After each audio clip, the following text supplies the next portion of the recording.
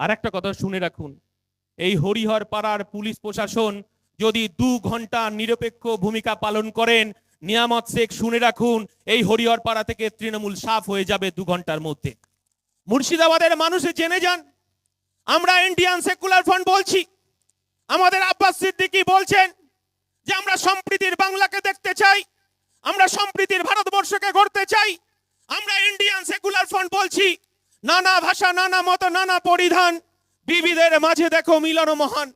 আমরা Indian secular front বলছি, মোরা এক বৃন্তে দুইটি কুসুম, হিন্দু মুসলমান, মুসলিম তার নয়নমণি, হিন্দু তাহার প্রাণ। আর এই মমতা বন্দ্যোপাধ্যায় এই বাংলায় বাইনারি পলিটিক্স করছে। মুর্শিদাবাদের মানুষ জেনে যান যে কেন টুপি পরা ছেলেটাকে মাননীয় মুখ্যমন্ত্রীর এত ভয়। এই টুপি পরা ছেলেটা বিধানসভায় গিয়ে এই হেরো মুখ্যমন্ত্রী চোখে চোখ রেখে বলছে ওয়াকফ সম্পত্তির হিসাব দিতে হবে। এই টুপি পরা ছেলেটা বিধানসভায় গিয়ে বলছে হিন্দুদের দেবোত্তর সম্পত্তির হিসাব দিতে হবে। এই টুপি পরা ছেলেটা বলছে আদিবাসী মানুষের জল জমি জঙ্গলের অধিকারকে ফেরত দিতে হবে। এই টুপি পরা ছেলেটা বলছে কেন মুর্শিদাবাদের মানুষ পরিযায়ী শ্রমিক হিসাবে বাংলার বাইরে কাজে যায়, প্রতিদিন জানেজার নামাজে মৃত্যুর সংবাদ কেন এই মুর্শিদাবাদের মানুষকে শুনতে হবে। কেন বিড়ি শ্রমিকদের তাদের 600 টাকা তারা পাবে না 1000 বিড়ি বাঁধলে। এই কথাটা যখন বিধানসভায় বলছে, বিধানসভায় এই টুপি পরা ছেলেটা বলছে, এই টুপি পরা ছেলেটা বলছে যে এই মাননীয় মুখ্যমন্ত্রী যিনি হিজাব পরেন, যিনি নামাজ পড়েন, যিনি ইফতার করেন, তিনি কেন এই পশ্চিম বাংলায় এসএসসি টেট পরীক্ষায় আমার হিন্দু বোনের তার শাঁখা পলাটা খুলে তাকে পরীক্ষার হলে ঢুকতে হবে। রাতের ঘুম চলে গেছে মাননীয় মুখ্যমন্ত্রীর। যে এই ছেলেটা টুপি পরে যে আদিবাসী মানুষের জল জমি জঙ্গলের অধিকারের কথা বলবে, এই ছেলেটা টুপি পরে মুসলমানদের ওয়াকফ সম্পত্তির হিসাব চাইবে, এই ছেলেটা টুপি পরে হিন্দুদের দেবোত্তর সম্পত্তি তৃণমূল কংগ্রেস লুট করেছে তার কথা বলবে, আর গরিব খেটে খাওয়া শ্রমজীবী মানুষের তাদের অধিকারের কথা বলবে। এটা সহ্য করতে পারছে না বলেই যেন তেন প্রকারণে এই টুপি পরা ছেলেটাকে হেনস্থা করছে, আমার আইএসএফ এর কর্মীদেরকে হেনস্থা করা হচ্ছে।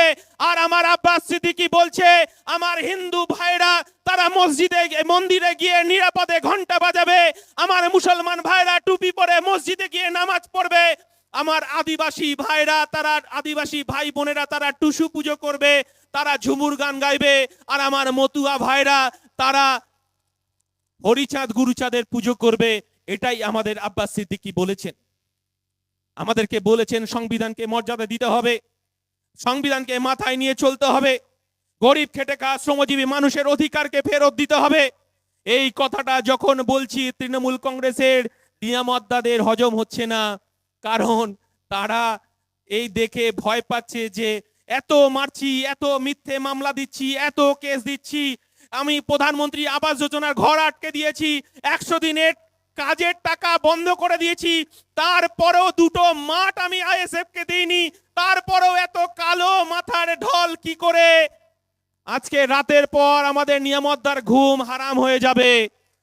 এই হরিহর পাড়ার পুলিশ প্রশাসনকে বলে যাচ্ছি, আজকে এই সভার পর যদি আমার একজন আইএসএফ এর কর্মীর নামে মিথ্যে মামলা হয়, আবার আসবো এই হরিহর পাড়ায়, হরিহর পাড়াকে স্তব্ধ করে দেব।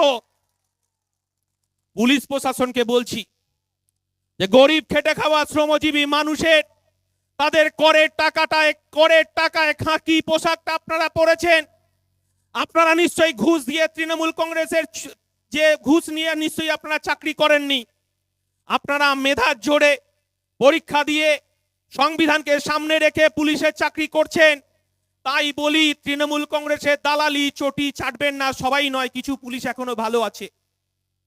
তাই যারা যে সমস্ত পুলিশ প্রশাসন তৃণমূলের চটি চাটছেন আর নিয়ামতদার কথায় ওঠবোস করছেন, তাদেরকে একটা কথা বলে যাই, যদি আমার আর একবার আইএসএফ এর কর্মীদেরকে ফাঁসানোর চেষ্টা হয়, মিথ্যে মামলা গাঁজা কেস এনডিপিএস কেস দেওয়া হয়, তাহলে হাইকোর্টে আপনাদের সঙ্গে দেখা হবে, আর আপনি খাকি পোশাকটা কিভাবে পরে থাকেন আমরাও আইএসএফ বুঝে নেব।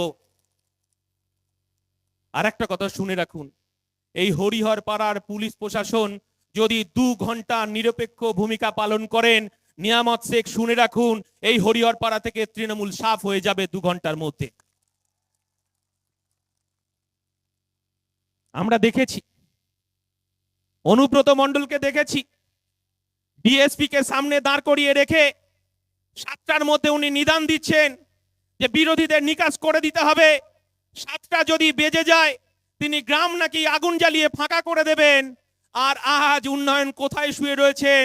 রাত্রিবেলা নিয়ামতদা বিছানায় শুয়ে যে বালিশে মাথা রেখে শুয়ে থাকেন, একটু ভাববেন এই 60-65 বছর বয়সে যদি অনুব্রত মণ্ডলের মতো যদি অবস্থা হয়, তাহলে বুঝতেই পাচ্ছেন।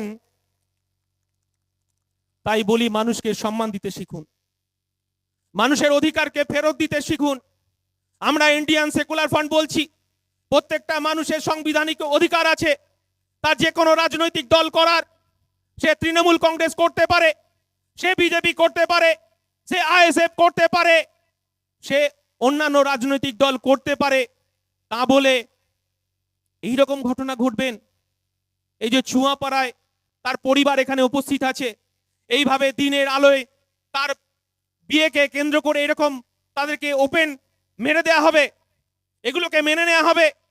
আমরা সেদিনকে, আমি আমার দলের চেয়ারম্যান, আমাদের এখানকার মালদার নেতারা আছেন, সেদিনকে আমরা গাজলে গিয়েছিলাম। গাজলে গিয়ে আমরা দেখলাম উত্তম মাডি, সে মেধা সম্পন্ন ছেলে, উত্তরবঙ্গ বিশ্ববিদ্যালয়ে গিয়েছিল। উত্তরবঙ্গ বিশ্ববিদ্যালয়ে তাকে মেরে ফেলা হলো। আমরা সেদিনকে বৈষ্ণবনগরে গিয়েছিলাম। সাজিদ হোসেন সে নিট পরীক্ষার জন্য, উচ্চ মেধা নেওয়ার জন্য সেদিনকে আমরা দেখেছিলাম কলকাতার বুকে সে নিট পরীক্ষার জন্য প্রস্তুতির জন্য বড় হওয়ার স্বপ্ন নিয়ে সেদিনকে ওখানে গিয়েছিল, তাকে মেরে ফেলা হলো। কিন্তু এটা বুঝে যেতে হবে যে তারা, এই প্রশাসন, এই সরকার চায় না সংখ্যালঘু পরিবার থেকে, এসসি এসটি পরিবার থেকে মেধা উপরে উঠে আসুক। আমি মনে করি রাষ্ট্র এদেরকে খুন করেছে, এর উত্তর তো মাননীয় মুখ্যমন্ত্রীকেই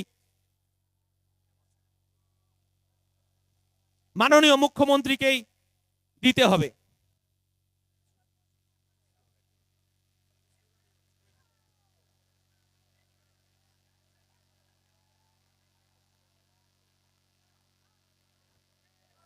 আচ্ছা, জামাত শুরু হচ্ছে, আমরা কিছুক্ষণ বিরতি।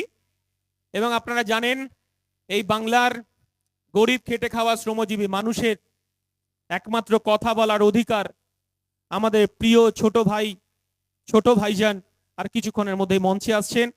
তাকে মঞ্চে আসার জন্য যাতে তিনি ধীর সুস্থে আসতে পারেন সেই ব্যবস্থাটা ভলেন্টিয়ার্সদের করে দিতে হবে।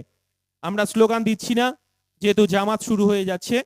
সেই ক্ষেত্রে আমরা দেখেছি 2021 সালের নির্বাচনে আমরা দেখেছি এনআরসির নাম করে, ক্যান নাম করে বিজেপির জুজু ভয় দেখিয়ে এই বাংলায় তৃণমূল ক্ষমতায় এসেছে। আমরা এটা বুঝেছি। আমাদের দলের চেয়ারম্যান এনআরসি ক্যান নিয়ে তিনি বলবেন, তিনি সর্বপ্রথম আমার দলের চেয়ারম্যান এই টুপি পরা ছেলেটা সেদিন দিল্লিতে গিয়ে সুপ্রিম কোর্টে এনআরসি ক্যার বিরুদ্ধে মামলা করে এসেছেন। কেন এত ভয় এই টুপি পরা ছেলেটাকে? জানেন কেন এত ভয়? কেন এই ছেলেটা, এই হেরো মুখ্যমন্ত্রী নন্দীগ্রামে যিনি হেরে গিয়েছিলেন, এই নন্দীগ্রামে হেরো মুখ্যমন্ত্রী বিধানসভায় এই টুপি পরা ছেলেটা গিয়ে বলছে এই বাংলায় ওয়াকফ সম্পত্তির হিসাব দিতে হবে মাননীয় মুখ্যমন্ত্রী।